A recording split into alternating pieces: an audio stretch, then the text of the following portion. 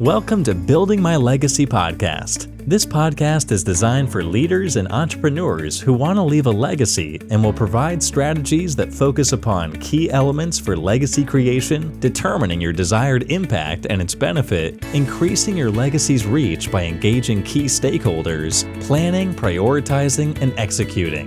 Here's your host, Dr. Lois Sonstegard. Welcome, everybody, to today's Building My Legacy podcast. I have with me today Dr. Stan Harris. Dr. Stan Harris is a fascinating person because he has a background that probably none of us will ever have. He is a theologian. He has a PhD in theology. He also is I'm going to have you explain this, Stan, late in a moment, but he is a black belt martial arts person, but at the top level of that, and I think top 1% about. Yes, 10th degree, grandmaster. 10th degree in martial arts, amazing.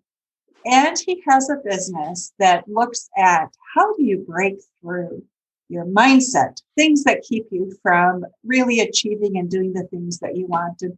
So much of us, when we're looking at building a legacy, it's that mindset. What we're going to do next depends upon what is really here in our minds.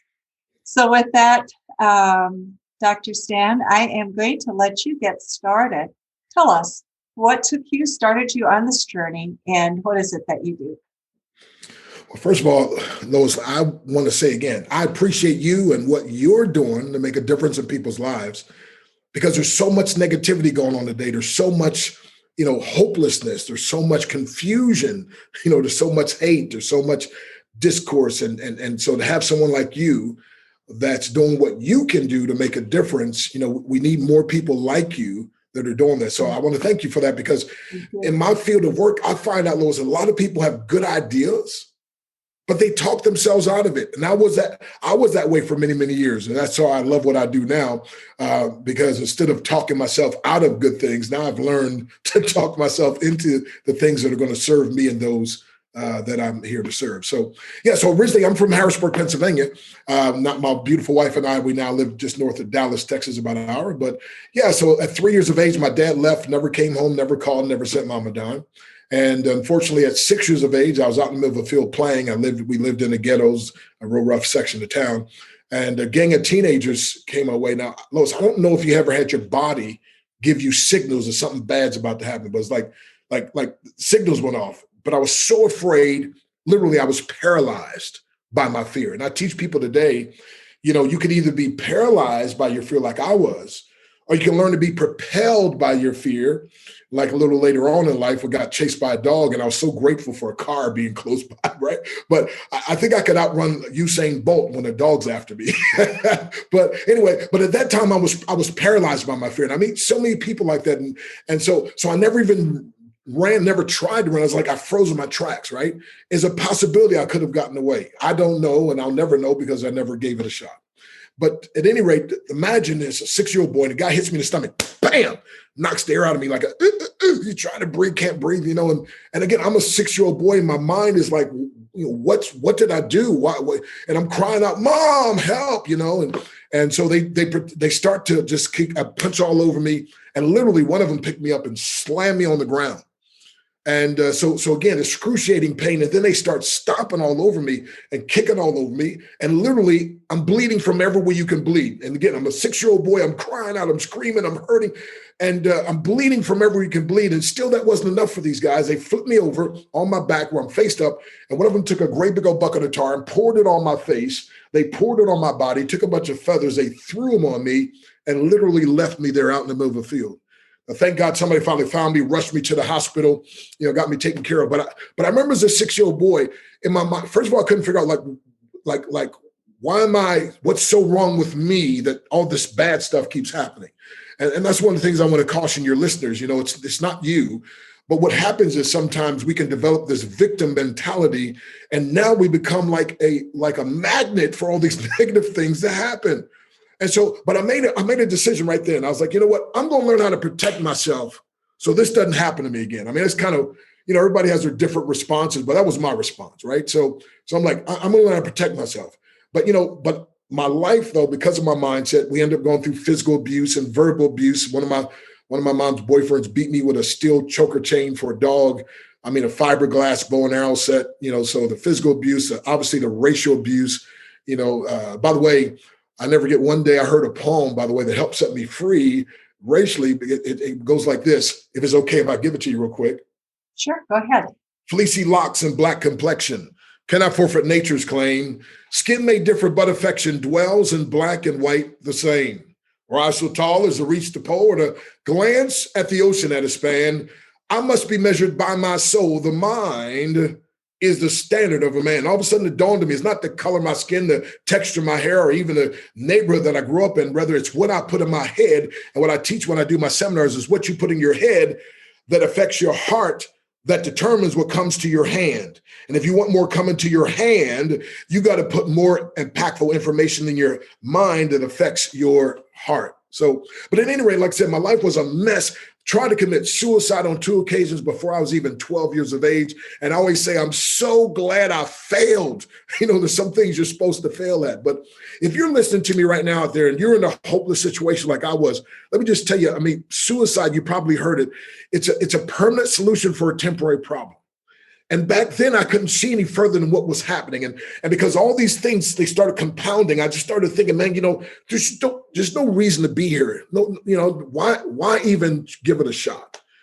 And so I'm so glad, like I said, the hopeless situation, I'm so glad by the way, I give people an acronym for HOPE. I got several of them, but I'll just give you one real quick and then turn it back to you. But HOPE, HOPE, hold on, pain ends. See, people need to understand that. Hold on, pain ends. See, all the pain that I was experiencing, by the way, I am now living a life not of my dreams, beyond my wildest dreams. And so I want to encourage you, listen, don't throw in the towel, don't give up. So HOPE means hold on, pain ends, but also HOPE, my acronym stands for have only positive expectations. Ooh, I'm getting excited now.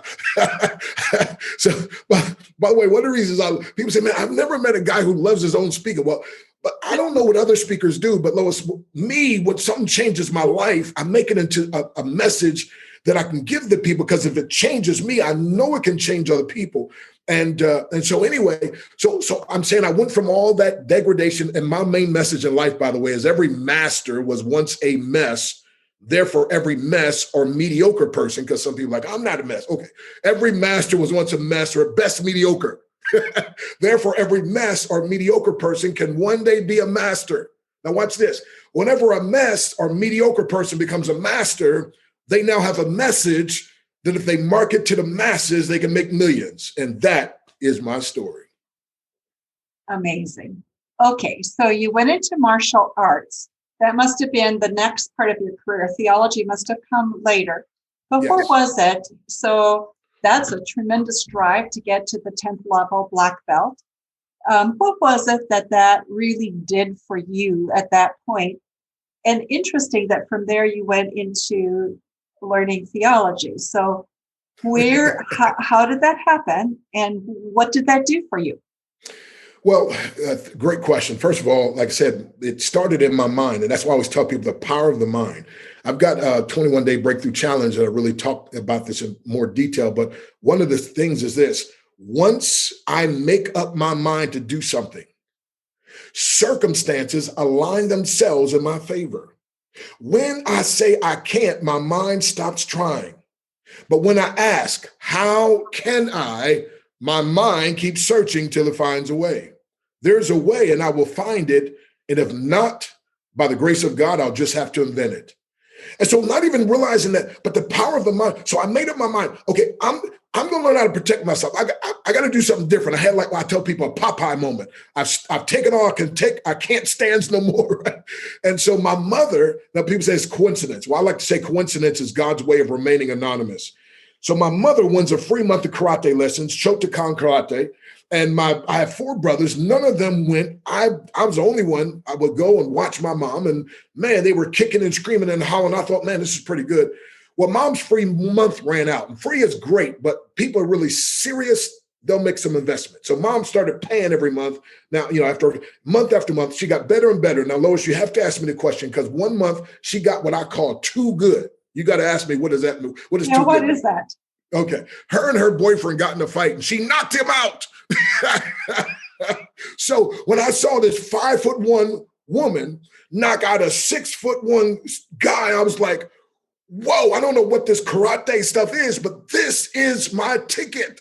And by the way, this is why I tell people why you have to have a breakthrough, because see, when there's somebody connected to you, when they see you have a breakthrough, then they believe they can have a breakthrough. So when I saw that, I was like, okay, this is what I want. And so I got started. Now, to me, I gave it everything I had. I was working out 4 hours a day, every day. And my in Japanese, you call your teacher sensei or instructor. And he had several different classes. I was part of all of them.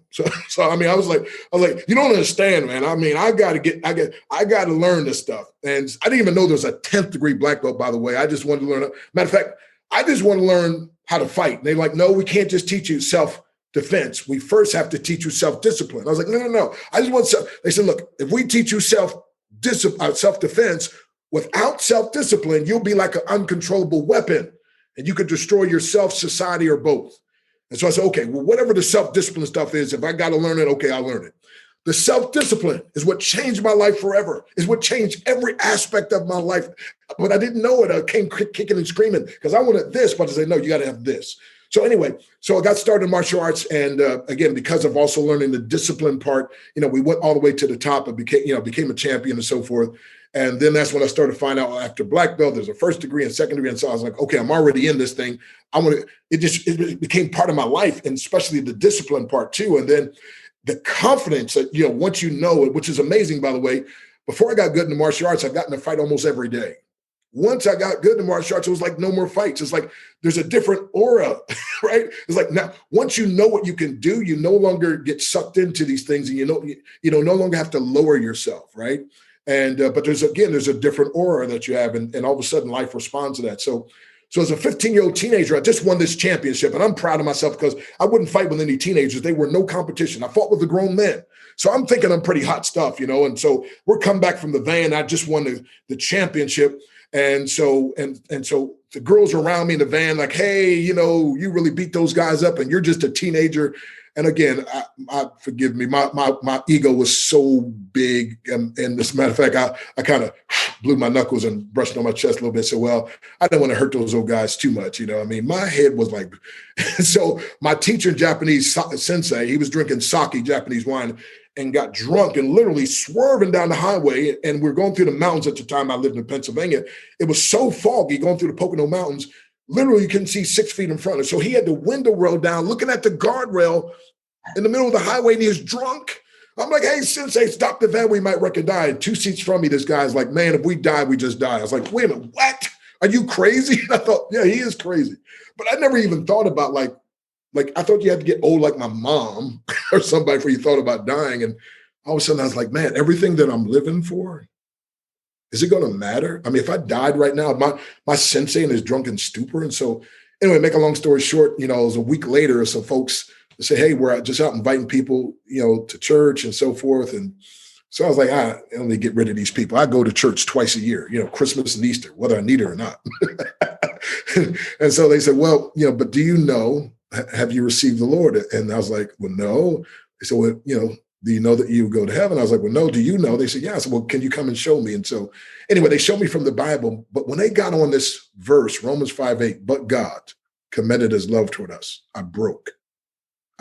See, what had happened, I built this hard shell. I've been hurt so much in life, like a lot of people I meet today. I was hurt so much. I built this hard shell, and I was like, I was just in a rage all the time, right? Now, thank God the martial arts helped me to control it, have some control of it, but it was still there. And I'm like, my theme, Lois, was like, nobody cares. Now, if anybody cared, my mom cared. But see, because she didn't have a man, really there to help her, she worked 2 jobs. So she was never around, right? So it was like, so mom doesn't care, dad doesn't, society doesn't care, nobody cares, beating, tarred, and feathered me, threw me out in the middle of the field. Nobody cares, and that was my theme. And I just walked around like, and then these people, I was like, you trying to tell me like God loves me? Like serious? And it literally melted me. And that was a changing point right then. And I believe today the world needs love. I think it's the most powerful thing that can happen. And I'll tell you, you didn't ask me this. I'm going to tell you a quick story real quick about my mom.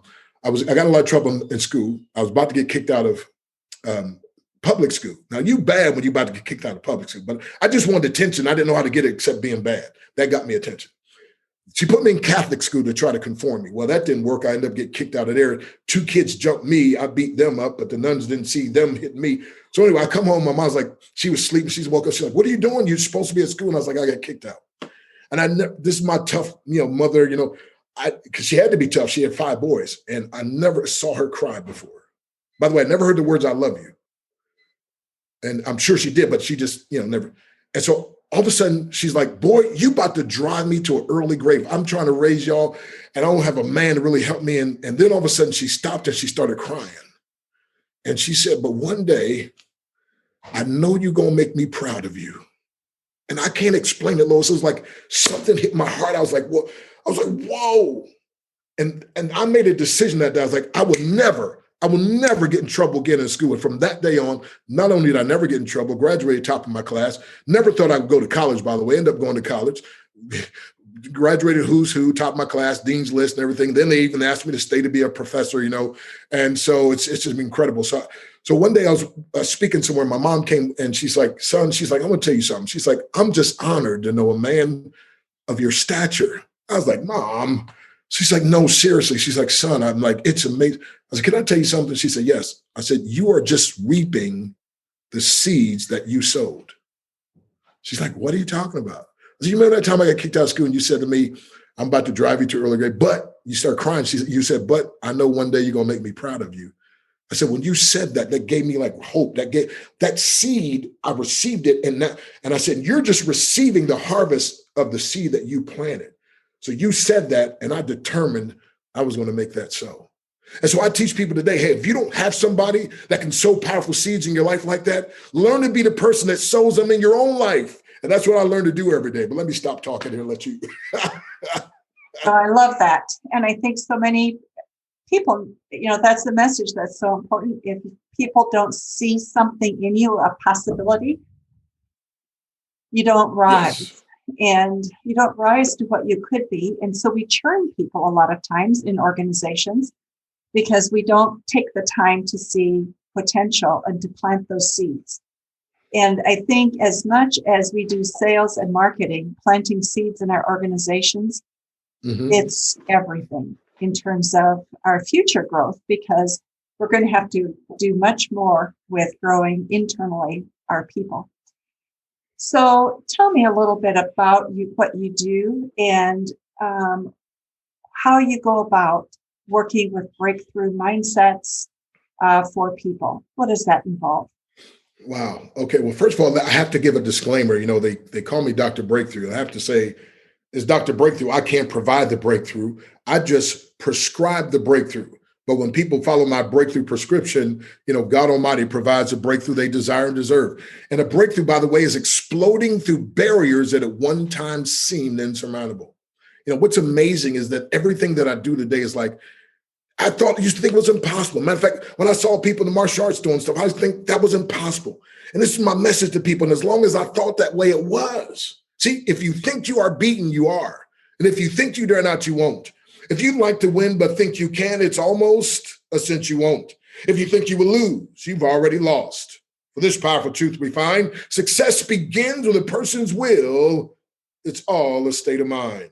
Life's battles don't always go to the stronger woman or man, but sooner or later, those who win are those who first think and then know that they can. And so what happened was, and what I do is I speak to organizations and churches and groups, wherever there's people, right? Because I found out everybody needs a breakthrough, right? And if I can give you a breakthrough formula, and by the way, I am not the one that called myself Dr. Breakthrough. I was speaking with another, one of the top 5 speakers in the world, Dr. Willie Jolly. We were speaking at Howard University. He said, Dr. Breakthrough, he said, Dr. Stan, he said, branding's everything. He said, man, the way you explain breakthrough, you explain it better than anybody I know. You seem to have more breakthroughs. Every time I talk to you, it's like you're having another breakthrough. He said, when you speak to your audience, you evoke this thing in them that they can, he said, so you're like a person that goes to a doctor and a doctor writes a prescription. He said, you're the one, when they need a breakthrough, you're the guy with the prescription. So you should be Dr. Breakthrough. And I said to him, I said, well, Doc, I appreciate that. Those are kind words. I'm not sure that's so, but I'll promise you one thing. I'll live the rest of my life to make sure it is. And folks, can I help you with something here? The way I used to be, people would criticize me. I would internalize the criticism. People would try to compliment me and I'd push off the compliment. And I couldn't figure out why my life was so jacked up, right? And in essence, it was like I was receiving the bad and I was rejecting the good. Most people today are so selfish, so into themselves. If they're saying something kind to you, they may have been touched by God. So you might just go ahead and receive that, because most of what I've accomplished, I want to get this across, I didn't believe I could do it. There was other people, and that's what I'm going to get. The main key of my life was having mentors. But I got surrounded with people who can see in me. There's a thing in Johari's window in psychology that teaches us that there's a part that we can't see that others can see. Now there's a part that we can see, they can see. But the main part though is the part that we can't see, but they can see. And so being connected with someone, which I believe, by the way, one of our sincerest desires is to be connected to someone who can empower us to break through, to be, to do, and to have what we secretly know we can become and achieve. And so that's what my business model is. And so people bring me in to speak to $1,000 to speak. When I'm preaching in churches, it was like, hey, I don't need anything. It's just, if you want to take offering, fine, but I don't, and then this, guy and the principal heard me and he said, look, can you come speak to our school kids, especially with that breaking the boards and stuff, which I know folks can't see anything, but they probably can hear. And so one of the things I do is I write on boards things that are hard, like this says limiting beliefs. And what I show my audience is right in the middle of the word beliefs is a 3-letter word called a lie. And so whenever there's lies that we believe in, we live a very limiting lifestyle. When there's lies we believe in, we produce a very limited business. When there's lies we believe in. And so it's going through your mind and going through, and the more I study, the more I find there's lies I was believing in that's been keeping me limited. Now, on the other side of the board, and even if you can't spell, right, it's limitless success. And I always ask my audiences, do you want to live based on your limiting beliefs like I did for a lot of my years? Or would you like to break through and live and have limitless success? And you know what? Everybody always says limitless success. I'm like, okay, but I want to tell you the secret though. It's not going to be easy, but will be worth it. So there's a barrier. And I used to think those barriers are made to stop us, but barriers are only made to stop. You're going to be really committed. Barriers. Though I know your audience can't see the board physically demonstrating that you now psychologically, I want you to break through whatever lies been trying to hold you back. Well, I'm just a black man in a white man's world. I'm just a woman in a man's world. I'm not educated enough. I don't come from a good enough family. I don't have a great background. I'm not a good speaker. I'm not a good, all these limiting things that we have, they're all lies that we keep telling ourselves and we keep rehearsing, but we got to break through. So Lois, can you say breakthrough time? Breakthrough time. All right, come on, give me a little more energy. Come on, breakthrough time. Breakthrough time. Yeah. Oh, wow. So we just broke the limits. You're listening, but I'm holding the board. We broke the limits right off our beliefs. And when you break the limits off your beliefs, you now can have limitless success. And that's what's been happening in my life. I am shocked at the things that are happening, and they keep getting bigger and better and bigger and better all the time. And my friend, that's what I deem for you. So I say it this way. If you believe like I believe, and if you do like I do, what happens for me can happen for you. But because I'm not the standard, it can happen even better for you. And that's my desire. And that's what I train people. And I'm so honored to have people that I've mentored that have exceeded me in some areas. And I think that's the way it's supposed to be. So I'll close with this and turn it back to you. But mentors are the fastest,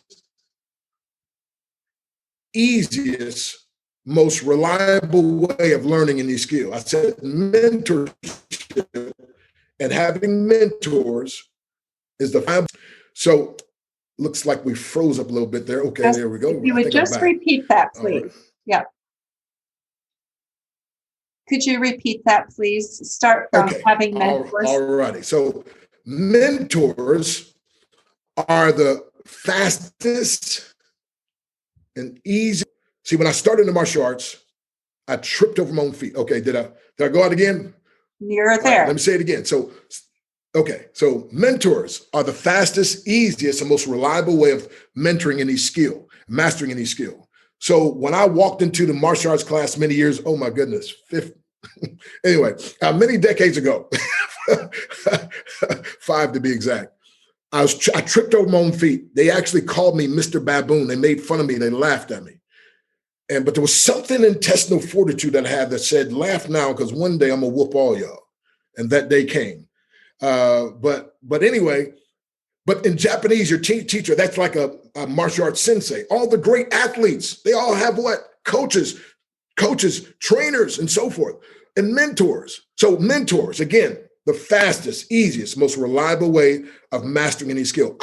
Most of what I did, I didn't believe I could do it. It was the mentors, it was the people around me. He's mentored Plato. It was Plato who then mentored Aristotle. Aristotle mentored Alexander the Great. It was Andrew Carnegie who mentored Napoleon Hill, who wrote the powerful book, Think and Grow Rich, which, by the way, I've got a copy here. There's a new Think and Grow Rich, Ted Siubel, who actually asked me to write in that book, is the only person ever allowed by the Napoleon Hill Foundation to write another sequel or finish up on it. But anyway, so Andrew Carnegie mentioned Napoleon Hill, who wrote the book, like I said, Think and Grow Rich. Now think about this. And then it was Napoleon Hill who mentored W. Clement Stone, and then W. Clement Stone mentored a guy named Jack Canfield, the co-author of the $1 billion book series, Chicken Soup for the Soul.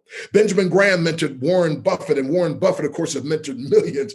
It was a guy named Dr. Benjamin Mays who mentored a young teenager named MLK, who then became known as Dr. Martin Luther King, and he, of course, has mentored millions. It was Bill Bailey, one of my main mentors, who also mentored a guy named Les Brown. And Les Brown, as a matter of fact, spoke to over 80,000 people in Atlanta, Georgia dome, and he now has mentored millions. Bill Bailey also mentored a guy named Jim Rohn. Jim Rohn became known as the foremost business philosopher. He mentored millions of people, and one of those, he mentored a young guy, tens of millions. I mean, in the greatest book ever written, Moses mentored Joshua, and Joshua mentored the 3 million Israelites. It was Elijah who mentored a guy named Elisha. It was Elisha who mentored a widow woman who lost her husband and her children, and he's taught her how to have her own business. It was Paul who mentored a young guy named Timothy, and then my friend Jesus who mentored the disciples. And regardless of what your belief system is, but here's what he said, the works that I do shall you do also. So the mentee, you got to get this, the mentee has the potential of doubling what the mentor has done. And so, my friend, that to me, that's what just took me to a whole nother stratosphere. And I still have multiple mentors in my life today. And that's my greatest success. And that has opened doors for me to speak, to train, to write books, to things. It's just incredible. Wow. On that note, Dr. Stan, I thank you so much. You have a powerful message, and boy, there are going to be a lot of people who will be grateful to learn about that. We'll have information about Dr. Stan Harris in our show notes.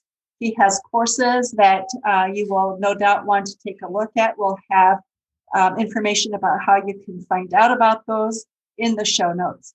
So again, Dr. Stan Harris, thank you so much for being with us today. And for those of you who are listening, thank you for being with us on Building My Legacy podcast. Be sure to visit our website at www.buildtomorrow.com and our social media places as well at buildtomorrow.com. Thank you so much.